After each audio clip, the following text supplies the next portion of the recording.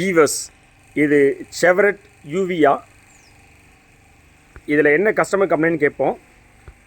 இந்த கார் எங்கே வந்திருக்கு அப்படின்னா ஒன் ஆஃப் த சென்னை கார்டெக்கோட டைப் கேரேஜில் வந்திருக்கு.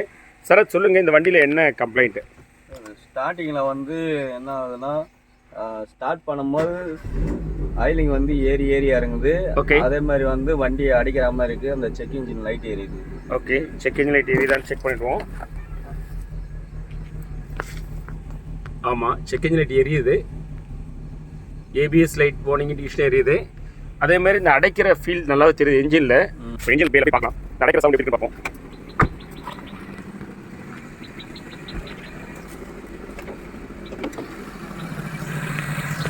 என்ஜினுமே ஒரு வைப்ரேஷனோட அடைச்சடிச்சு ஓடுற அந்த நல்ல அந்த வைப்ரேஷன் சவுண்ட்லாம் நல்லாவே தெளிவாக கேட்குது.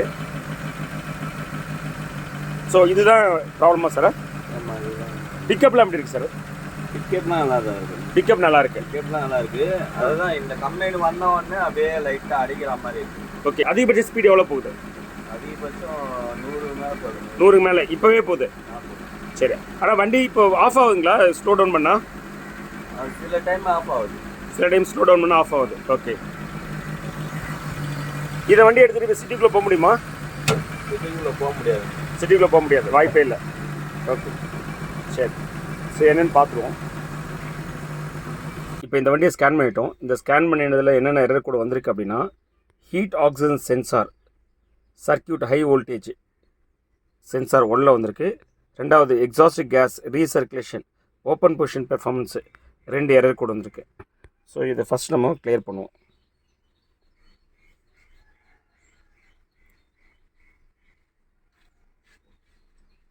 இந்த டிடிசி கிளியர் ஆகுதான் ஃபஸ்ட் பார்ப்போம். எஸ், டிடிசி கிளியர் ஆகிடுச்சு.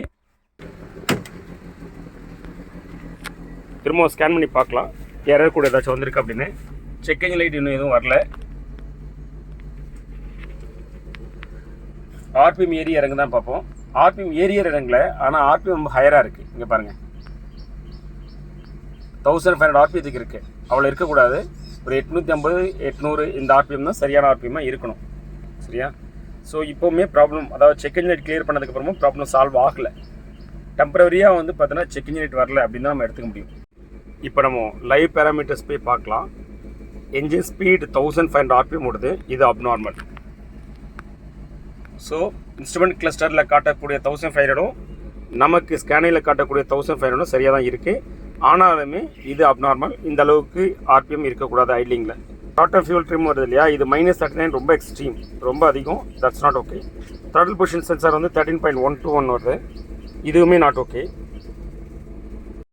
த்ராட்டில் பெடலில் வந்து பார்த்தீங்கன்னா கொஞ்சம் அட்ஜஸ்ட் பண்ணியிருக்காங்க போல இருக்குது. அதான் 1500 ஆர்பிஎம் ஓடுது. அட்ஜஸ்ட் பண்ணுங்கள்.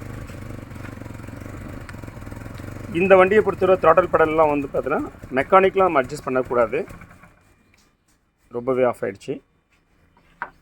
திரும்ப ஸ்டார்ட் பண்ணுங்க, காட்டுங்க.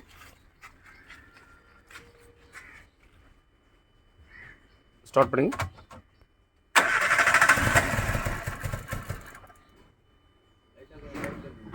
ஓகே,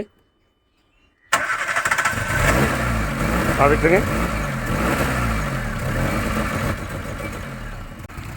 வீவர்ஸ், இந்த த்ராட்டல் பெடலில் இந்த ஸ்க்ரூ வருது இல்லையா, இந்த ஸ்க்ரூ வந்து செவர்லெட் கொடுக்குறதே கிடையாது. இது எக்ஸ்ட்ரலாக இவங்க யாரோ போட்டு இதை இந்த மாதிரி அட்ஜஸ்ட் பண்ணுறாங்க. இதை சரியா? இது குட் ப்ராக்டிஸ் கிடையாது. இது சரியான மெத்தடு கிடையாது. இதெல்லாம் நீங்கள் பண்ணக்கூடாது. சரியா? இந்த ஸ்க்ரூலாம் இருக்கக்கூடாது.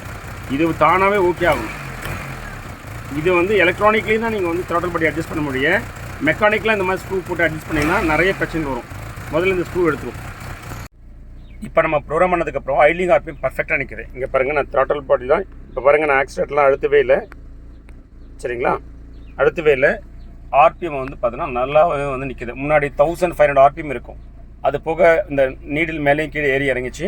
இப்போ பாருங்கள், இந்த நம்ம ப்ரோக்ராம் பண்ணதுக்கப்புறம் பர்ஃபெக்டாக இருக்குது. சரியா? கொஞ்சம் ஆர்பிஎம் ஏறி இறங்குது. அது எதனால் அப்படின்னா O2 சென்சார் ப்ராப்ளம். இந்த வண்டியில் O2 சென்சார் எங்கே இருக்குன்னா, இதுதான் O2 சென்சாரு. இந்த O2 சென்சாரை காட்டிட்டு நம்ம க்ளீன் பண்ணிவிட்டு போட்டு பார்க்கலாம். இதை காட்டுறது அவ்வளோ இனிமே இல்லை. அதுக்காக தான் நம்ம இதெல்லாம் டிஸ்அசன் பண்ணிட்டுருக்கோம். இப்போ இந்த கார்டெலாம் காட்டிட்டு அதுக்கப்புறம் இதை அக்சஸ் பண்ணி இதை காட்டிட்டு இதை க்ளீன் பண்ணி போட்டு பார்த்துட்டு நம்ம முடிவு எடுக்கலாம். இந்த O2 சென்சாரை இப்போ கம்ப்ளீட்டாக நம்ம வந்து பார்த்தோன்னா க்ளீன் பண்ணிட்டோம். க்ளீன் பண்ணிவிட்டு இப்போ போட்டு பார்க்கலாம். ப்ராப்ளம் சால்வ் ஆகிடுச்சான்னு செக் பண்ணிடலாம். சார் இப்போ வண்டியை நம்ம டெஸ்ட் ட்ரைவ் பண்ணிகிட்ருக்கோம்.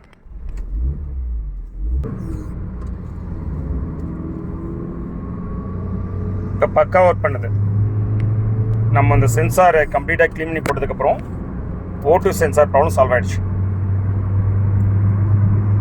இல்லாட்டி O2 சென்சார் மட்டுமே ஒரு 10,000 ரூபாய்க்கு ரஃப்லி வந்து ஆயிருக்கும். ஸோ அந்த பார்ட் காஸ்ட் வந்து சேவ் ஆகிடுச்சு.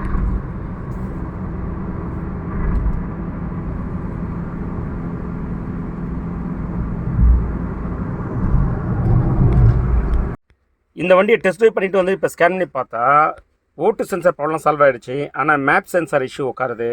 மேப் சென்சார் ப்ராப்ளத்தை சால்வ் பண்ணுவோம் இப்போ அடுத்தது. ஸோ மேப் சென்சார் ஒர்க் ஆகுது, ஆனால் மால் ஃபங்க்ஷன் பண்ணுறதுக்கான வாய்ப்பு இருக்குது. மேப் சென்சாரை கம்ப்ளீட்டாக போய் க்ளீன் பண்ணி போட்டு பார்க்கலாம். ப்ராப்ளம் சால்வ் ஆகிடுச்சா இல்லையா பார்ப்போம். மேப் சென்சார் எங்கே இருக்குது அப்படின்னா இந்த வண்டியில்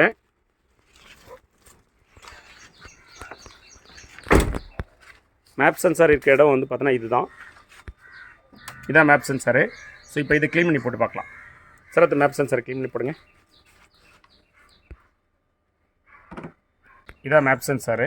இந்த மேப் சென்சாரை நம்ம தரவாக க்ளீன் பண்ணிட்டு போட்டு பார்க்கலாம். வண்டியோட ஐட்லிங் இம்ப்ரூவ் ஆனாலும் கம்ப்ளீட்டாக சால்வ் ஆகலை. ஸோ அதனால் இப்போ த்ராட்டில் பாடி மாற்றுறோம். கஸ்டமரால் புதுசு அஃபோர்ட் பண்ண முடியலன்றதுனால இப்போ செகண்ட்ஸ் வாங்கியிருக்கோம். இது கிட்டத்தட்ட வந்து 22,000 23,000 இருக்கும் புதுசு. இதை போட்டு பார்க்கலாம் இம்ப்ரூவ்மெண்ட்ஸ் இருக்கா அப்படிங்கிறது பார்ப்போம். ஏன் இந்த டவுட்ஸில் போடுறோம் அப்படின்னா இது செகண்ட்ஸு, சரிங்களா? பொதுவாக செகண்ட்ஸ்னாலே சந்தேகமாக தான் இருக்கும். அதுவும் இந்த க்ரூஸ், பீட்டு, ஸ்பார்க்கு, அதாவது செவர்லெட்டுக்கான எல்லா பார்ட்ஸும் பார்த்தீங்கன்னாலே வந்து பார்த்தீங்கன்னா நிறைய ஸ்க்ராப் பண்ணது தான் உள்ளே சுற்றி கிடக்குது செகண்ட்ஸாக. சரி போட்டு பார்க்கலாம் எப்படி இருக்குன்னு. என்ன சார் இப்போ நம்ம செகண்டாக வாங்கிட்டு வந்திருக்கிற இந்த த்ராட்டல் பாடி இப்போ நம்ம அசம்பிள் பண்ணிகிட்ருக்கோம். வீவர்ஸ் இப்போ நம்ம டெஸ்ட் ட்ரைவ் பண்ணிகிட்ருக்கோம். இது வரையிலும் நம்ம ஆக்சிஜன் சென்சார் க்ளீன் பண்ணி போட்டிருக்கோம், MF சென்சார் க்ளீன் பண்ணி போட்டிருக்கோம், தென் த்ராட்டல் பாடி வந்து வேறு ஒரு த்ராட்டல் பாடி போட்டிருக்கோம். சரியா? இந்த வண்டியில் வரும்போது நிறைய கம்ப்ளைண்ட், அதனால தான் இவ்வளோ நம்ம செஞ்சிட்ருக்கோம். அப்படி இருந்துமே வந்து 100% வந்து பக்காவாக ரெடி ஆகிடுமா கேட்டால் இந்த மாதிரி வண்டிலாம் ரெடி ஆகாது. ஏன்னு கேட்டால் இதில் நிறைய பார்ட்ஸ் வந்து செவர்லெட் பிராண்ட் இல்லாமல் நியூ பார்ட்டும் இருக்கும், ஆனால் வந்து அது எல்லாமே செவர்லெட் பிராண்ட் இல்லாத பார்ட்டாக இருக்கும். அதனால் அதனோட பெர்ஃபார்மன்ஸ் வந்து செவர்லெட் அளவுக்கு இருக்காது. ஸோ ஆப்வியஸாக வந்து பார்த்தோன்னா வண்டியில் கொஞ்சம் ரிஃப்ளெக்ஷன் இருக்க தான் செய்யும். இந்த வண்டியை வந்து நீங்கள் 100% ரெடி பண்ண முடியாது. அது ஐட்லிங் ஸ்பீடாக தான் சுதான், பிக்கப் எதுவாக தான் சுதான்.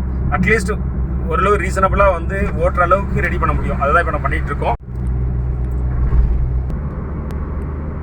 வண்டி இப்போ சால்வ் பண்ணதுக்கப்புறம் speed, pickup, so I am completely okay. Off பண்ணுங்க. ஆஃப் பண்ணியாச்சு. ஆக்சிலேட்டரில் கால் வைக்காமலே ஸ்டார்ட் பண்ணுங்கள். ஆக்சிலேட்டர் பெடலில் கால் வைக்கவே இல்லை. வண்டி நம்ம ஸ்டார்ட் பண்ணிட்டோம். இங்கே பாருங்கள், முன்னாடிலாம் நீங்கள் ஸ்டார்ட் பண்ணணுன்னா ஆக்சிலேட்டர் பெடலில் கால் எடுத்து ஆக்சிலேட்டர் பெடலில் வச்சு பெடலை அழுத்தினா தான் ஸ்டார்ட் ஆகும்.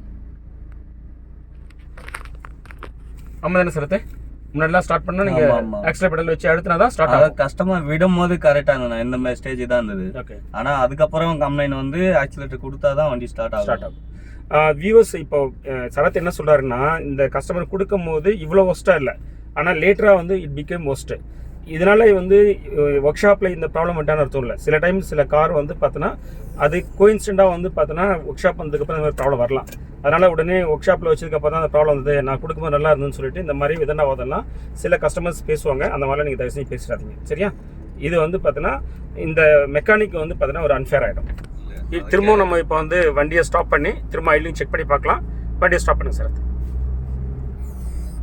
வண்டி ஓரமாக ஸ்டாப் பண்ணுங்க. ரைட். இப்போ ஐட்லிங் ஆர்பிஎம் எப்படி செக் பண்ணி பார்ப்போம். ஐட்லிங் நிற்குது. முன்னாடி ஐட்லிங் நிற்கவே நிற்காது, இப்போ ஐட்லிங் நிற்குது. ஐட்லிங் அகைன் வந்து பார்த்தோன்னா நல்லாவே ஒரு கன்சிஸ்டன்ஸாக ஸ்டெபிளாக நிற்குது. That is good. சரிங்களா? இப்போ நம்ம மிதிக்கவே இல்லை. ஆர்பிஎம் எவ்வளோ இருக்குன்னு பார்ப்போம். இங்கே பாருங்கள், 785 ஆர்பிஎம் இருக்குது. கிராஃபிக்கலாக நம்ம பார்ப்போம் எவ்வளோ ஆர்பிஎம் ஏறி இறங்குன்னு பார்ப்போம். மைலில் ஏறி இறங்கும், அதெல்லாம் அக்செப்டபிள் தான். வாவ், ஆர்பிஎம் கொஞ்சமாக ஏறி இறங்கலையே, பர்ஃபெக்டாக இருக்குது. கிரேட். ஸோ இந்த ப்ராப்ளம் இந்த வண்டியில் நான் நினச்சதை விடவே வந்து பார்த்தோன்னா பெஸ்ட்டாக சால்வ் ஆகிடுச்சு. இங்கே பாருங்கள், 785 ஆர்பிஎம் மாறாமல் அப்படியே நிற்குது. வாவ். சரத், இந்த வண்டி கம்ப்ளீட்டாக ப்ராப்ளம் சால்வ் ஆயிடுச்சு. இங்கே பாருங்கள், அதான் ஃபஸ்ட்டு ஏறி 785 RPM, கொஞ்சமாக வெரி ஆகலை. சரியா? வியூவர்ஸ் ஆக்சுவலி நானே எதிர்பார்க்கல இந்த அளவுக்கு பர்ஃபெக்டாக வந்து வண்டியை வந்து ஐட்லிங் வந்து கொண்டு வர முடியும் அப்படின்னு. எதனால் அப்படின்னு கேட்டிங்கன்னா, நான் சொல்லியிருந்தேன் இல்லையா, இந்த செவரோட் பிராண்டோட பார்ட்ஸ் நிறைய இதில் இருக்கிறதுல எல்லாமே டூப்ளிகேட் பார்ட்ஸ் நிறைய இருக்கும், இல்லை செகண்ட்ஸ் வாங்கி போடுவாங்க. இந்த காம்பினேஷனில் நீங்கள் வந்து பெர்ஃபெக்ட்னஸ் கொண்டு வரது ரொம்ப கஷ்டம். ஏன்னா இந்த வண்டியில் வந்துருச்சு. உங்கள் வண்டியில் வருமாங்கிறதுலாம் தெரியாது, உங்கள் வண்டியோட காம்ப்ளெக்ஸ் பேஸ் பண்ணியிருக்கு. ஏன்னா திஸ் கஸ்டமர்ஸ் வந்து பார்த்தீங்கன்னா இஸ் லக்கி பர்சன், பர்ஃபெக்ட் ஆகிடுச்சு எல்லாமே. வரும்போது ஏகப்பட்ட கம்ப்ளைண்ட்டாக இருந்தது. இப்போ மேப் சென்சார் மாட்டிட்டோம், தென் O2 சென்சார் மாற்றிட்டோம், தென் த்ராட்டல் பாடி இது எல்லாமே நம்ம மாற்றல. ஆக்சுவலி O2 சென்சார் க்ளீன் பண்ணி போட்டிருக்கோம், தென் மேப் சென்சார் க்ளீன் பண்ணி போட்டிருக்கோம். ஒன்லி வந்து த்ராட்டல் பாடி மட்டும் தான் செகண்ட்ஸ் வாங்கி போட்டிருக்கோம். சரியா? ஆனால் செகண்ட்ஸ் வாங்கி போகிறதுல எனக்கு உடன்பாடு இல்லை. இந்த கஸ்டமரில் அஃபோர்ட் பண்ண முடியலன்றதுனால இது வாங்கி போட்டிருக்கோம். என்னையோ இது வந்து பார்த்தீங்கன்னா ஏதோ ஒரு லக்கில் கரெக்டாக வாங்கி வந்து செகண்ட் த்ராட்டல் பாடி ஓகே ஆகிடுச்சு. ஈஸியாக மாற்றி என்னவோ தெரியல, இந்த கஸ்டமருக்கு பொறுத்தவரை த்ராட்டல் பாடி வந்து செகண்ட் வாங்கி வந்து போட்டு லக்கில் செட் ஆகிடுச்சு. நிறைய நேரம் அதை ட்ரஸ்ட் பண்ணுறதில்ல, ஏன்னா நம்ம வாங்கி வந்து போட்டு எது ரைட் எடுத்து அப்படின்னு கண்டுபிடிக்க முடியாது. But any of this customers lucky. Okay viewers, இந்த ப்ராப்ளம் சால்வ் ஆகிடுச்சு. இந்த காரை நம்ம ஹேண்ட் ஓவர் பண்ண போகிறோம். வியூவர்ஸ், நம்ம சேனல் இன்னும் சப்ஸ்கிரைப் பண்ணால் பார்த்துட்டிங்கன்னா please subscribe and then bell button அழுத்துங்க, ஸோ தட் நான் போடுற வீடியோ உங்களுக்கு அப்டேட் வரும். Thanks viewers.